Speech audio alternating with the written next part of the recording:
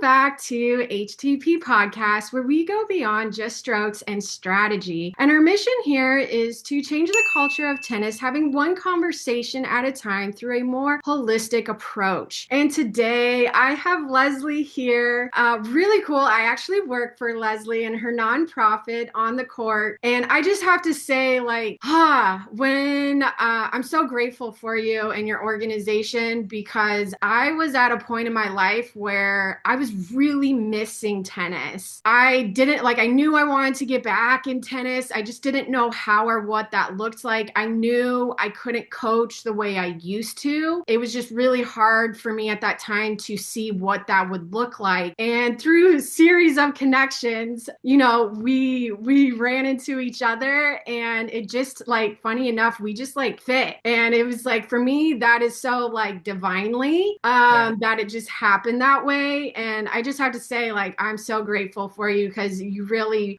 you and Serve the Future brought so much more fulfillment back in my life that I was really, really missing at that time. Thank you so much, Jira, for having me on your podcast. And I want to say I am so grateful for you. And I knew that you were reticent at first, and I felt that. And I was like, I need this person. I want this person on my team. And I'm like, I will do anything to get this person to stay because she is amazing. And all the stuff that you bring to the court is just it makes the organization so much better. But to talk about me and my tennis history and everything, I started playing when I was 3. I grew up in a tennis family. My mom was an athlete. She played in college, different sports, and my dad taught himself tennis, reading books, as many of that generation, I believe, did, watching some or hearing them on TV. And so we brought that to us. They did introduce other sports to us. And when I say us, I have an older sister and a younger brother, and we're very close in age. And so the three of us grew up playing and competing with each other. So it was a very competitive household. We did play USTA tournaments. The club that we grew up in, it wasn't a big tennis area. It was Lima, Ohio. And so what they would do is the top juniors, they would use us as cheap labor. We would coach the younger students. So I started coaching when I was 15. Wow. I was like, what is this? At first, you're a young 15, you're like, why are they, I don't know how to connect with 5-year-olds. What am I doing?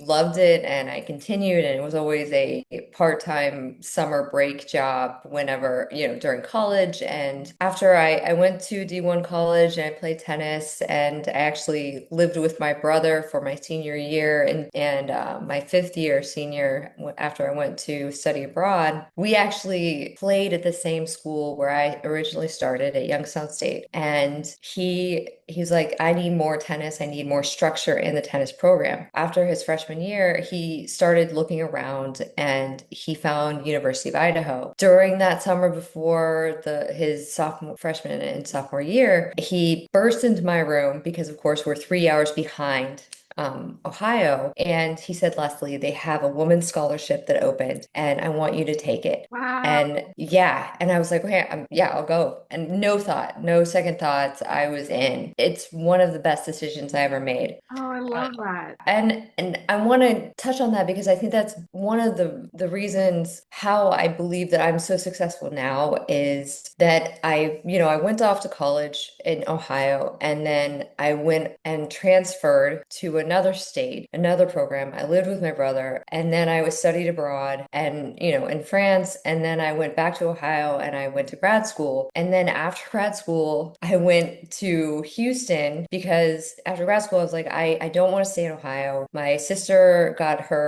she finished med school and she got a residency in Houston. I was like, I'll go with you because obviously I don't have a plan right now. I know that Ohio is not where I want to be and I got to go. I just got to get out of here. The constant moving and constant creation of establishing friendships and a network, and tennis was just such a connection with people. When you play at a certain level, it's easier to find people that want to play with you, I think. Yeah. And that was really helpful for establishing relationships. And they recognize the work that you put in to get to that level. Yeah.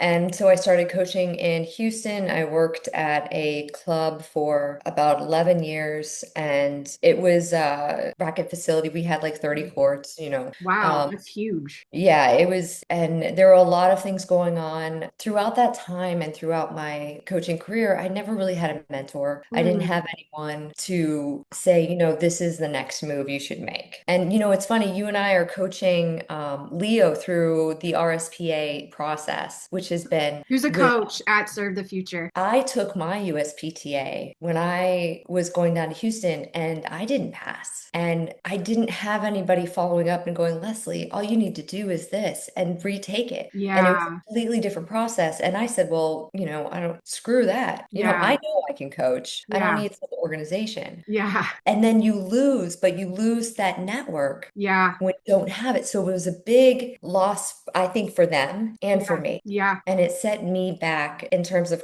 career and thinking it was a career. Okay. So I went to this club and, and I always in my back of my mind, I'm like, this isn't what I'm going to do with my life. Yeah, This is how I make money right now. yeah. And it was really interesting because I was there. We had Hurricane Harvey 2018, 2019, and the pro from down the street, literally like a mile away, came down and he saw my work ethic and he saw what I wanted, the structure that I wanted on the court. And they were there because of Hurricane Harvey. I'm sorry, I didn't explain that.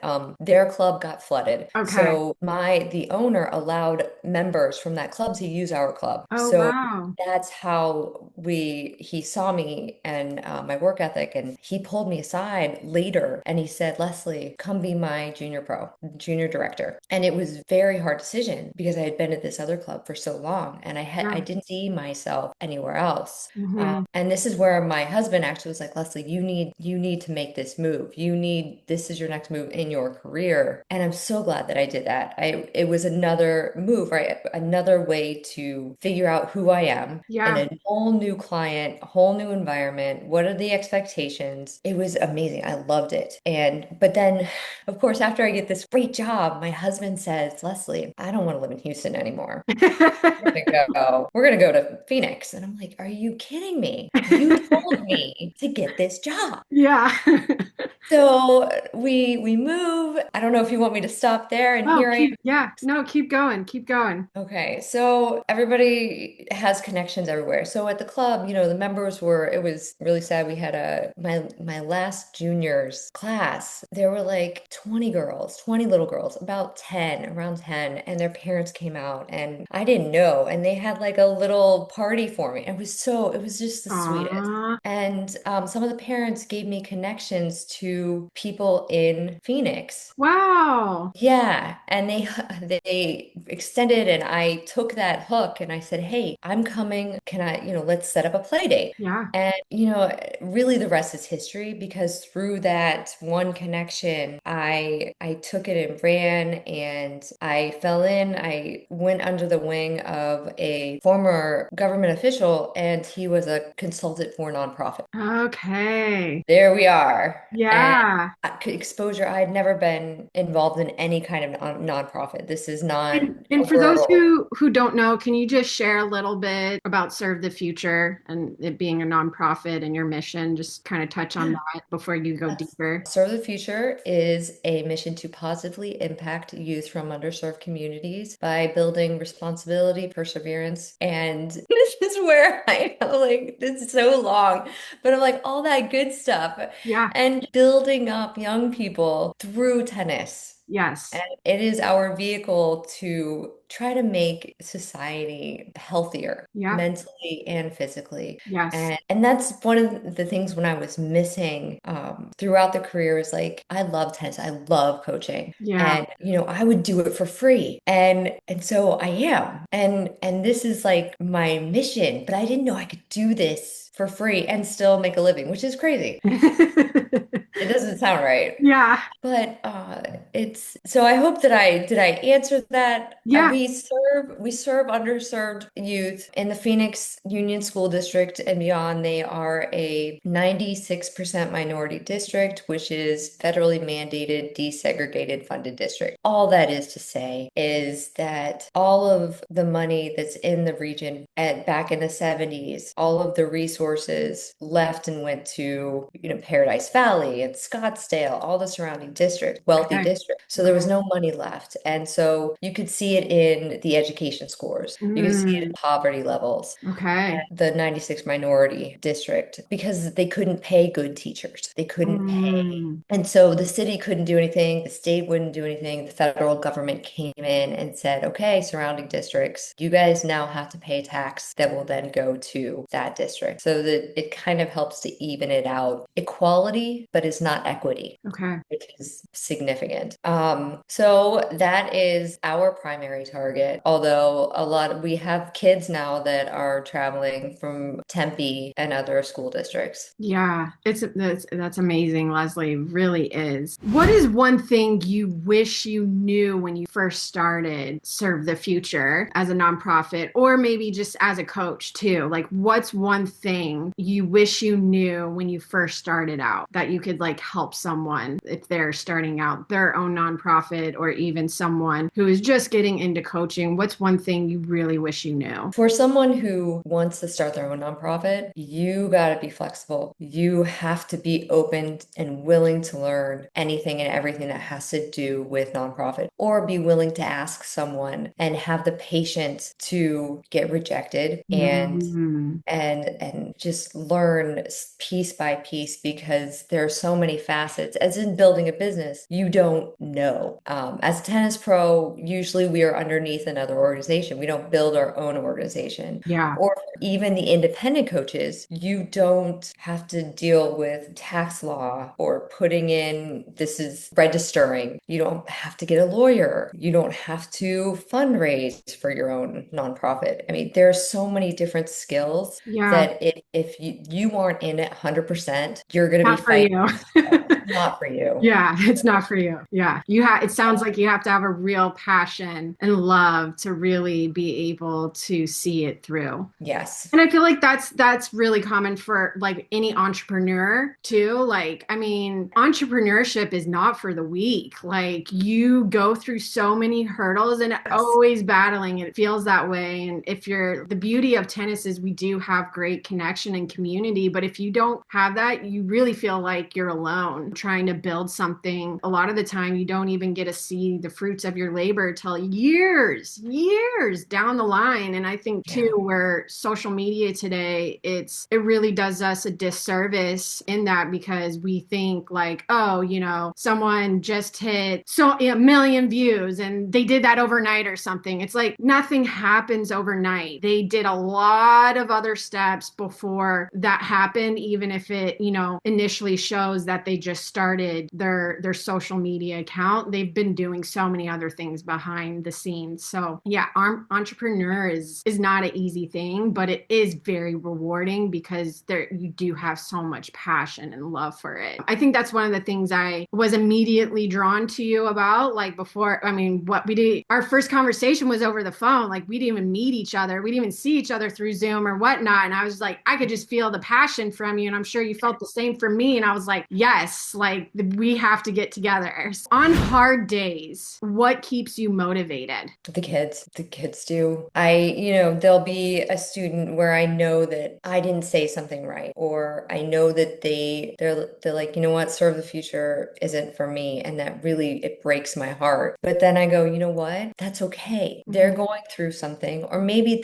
they don't need me. And you know what? Good for them. They don't need us. Yeah, But then I know that there are so many other kids that we've opened the door to in so many ways. yeah, And there's a student that I first had back, when I first started in 2020, and she texted me. She's at college. She's finishing college. She said, Leslie, my two younger twin brothers, I want them to come to tennis. And they're in tennis and they love it. And they came like every day they could. And yeah, something like that, I know that it's meant to be, it's supposed to be there. yeah. And that's what gets me through the hard days. Oh, I love that. Last question to kind of wrap it up is going to be a tough one. But if you could pick one of your favorite moments with Serve the Future, what would it be? I'm sure there's a lot. If you can just share one that really hits home for you. I know there's a lot for you. Key Yes. is so special. Yes. And he's one of the students, and he's been coming since 2021. His Okay. cousins brought him, and he's quirky, and sometimes he does not listen. And I'm like, where are you, Yeah. child? Where are you? Yeah. But he texts me on Mother's Day, Aw. and he created a shirt for me for my birthday last year. Aw. And That's so sweet and so I know that somewhere in that crazy head of his, thoughtful. that brilliant head, and he's doing a class, online at MIT right now. Yeah, brilliant. I know that it makes me want to cry because, that connection, that special Mhm. connection is amazing. That's So, awesome. I love that. Thank you for sharing that. Yeah, I mean, he's brilliant. He has such a bright future for him. I mean, he definitely thinks on different levels, that's for sure. So amazing. Thank you so much for sharing today and about Serve the Future. If any one of you who are listening to this and want to donate to the organization, where can they do that at? you can go on servethefuture.org, and that will lead you to our, you can go on Instagram, which is at Serve the Future AZ, and it's easy. We are also on LinkedIn, Serve the Future AZ. There's lots of ways. You can always contact me. I'm sure the links will be in the podcast Yes. notes. If you want to know more, and if you want to come out and participate in practice, we'd love that. Awesome. All right. If you like these tennis tales, please follow, share, and like. Thank you.